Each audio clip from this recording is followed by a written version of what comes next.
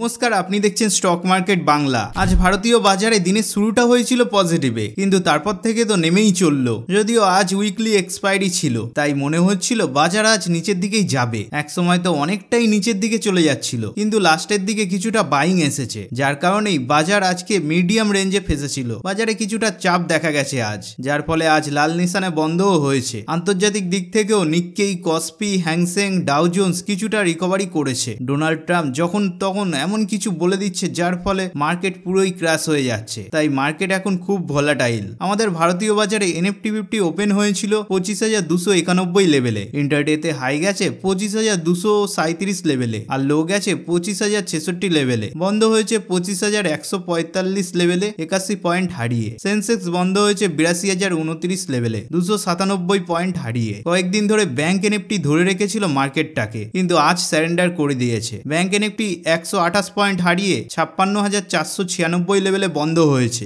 দিনের বেশিরভাগ সময় বাজার রেঞ্জের মধ্যেই ফেসেছিল, মানে উপরে গেলেই বিক্রি আর নিচে নামলেই আবার কেনা। এই কারণে কোনো বড় দিক বাজার নিতে পারেনি। আজ বাজারের পছন্দ সেক্টর ছিল হেলথ সেক্টর এবং অটো সেক্টর, তবে ব্যাংকিং আর আইটি স্টকগুলোর ওপর খুবই চাপ দেখা গেছে। আজ বর্ডার মার্কেটে 10,420টা শেয়ার উঠেছে আর 10,690টা শেয়ার নেমেছে। আজ NFT টপে ছিল টাটা মোটরস, 19.70% আপার সার্কিট লাগিয়ে দিয়েছে। Max healthcare institute 1.59% up, Wipro 1.34% up, tech Mahindra 1.18% আপে ক্লোজ করেছে। NFT টপ লুজারের মধ্যে ছিল doctor Reddy laboratory 1.99% down, Bharat electronics 1.71% down, Bajaj finance 1.70% down, TCS 1.56% ডাউনে ক্লোজ করেছে। লার্জ ক্যাপের মধ্যে টপে ছিল LG ইলেকট্রনিক্স ইন্ডিয়া 48.24% আপার সার্কিট লাগিয়ে দিয়েছে, কারণ LGর IPO 10 টাইম বেশি সাবস্ক্রাইবার হয়েছে। তারপর tata motors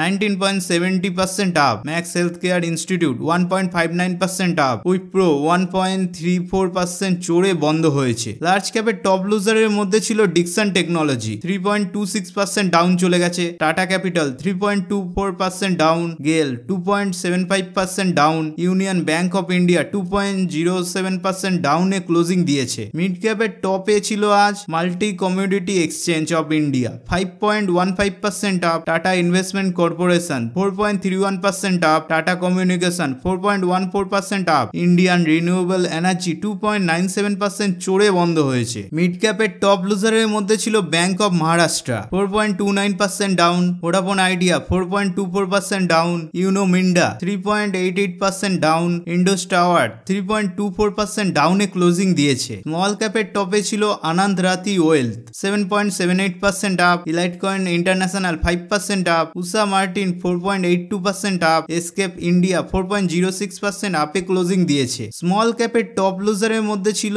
Leela palaces hotels and resort 5.68% down, KIOCL 4.99% down, semi India project 4.72% ডাউন, দীপক ফার্টিলাইজার 4.59% ডাউনে ক্লোজিং দিয়েছে। আজ ব্যাংক NFT টপে ছিল federal bank 1.14% up, AU small finance bank 0.72% up, ICICI bank 0.34% up, HDFC bank 0.02% আপে closing দিয়েছে। আর top লুজারের মধ্যে ছিল Canara bank 1.90% down, bank of Baroda 1.55% down, Punjab national bank 1.44% down, Hindustan bank 1.25% ডাউনে ক্লোজিং দিয়েছে। আজকে যে স্টকটা সব থেকে বেশি চড়েছে সেটা হলো LG electronics India 48.24% up, tata motors 19.70% up, Kothari product 15.61% up, MTR technologies 12.64% চড়ে বন্ধ হয়েছে। আর যে স্টকটা আজকে ক্র্যাশ করেছে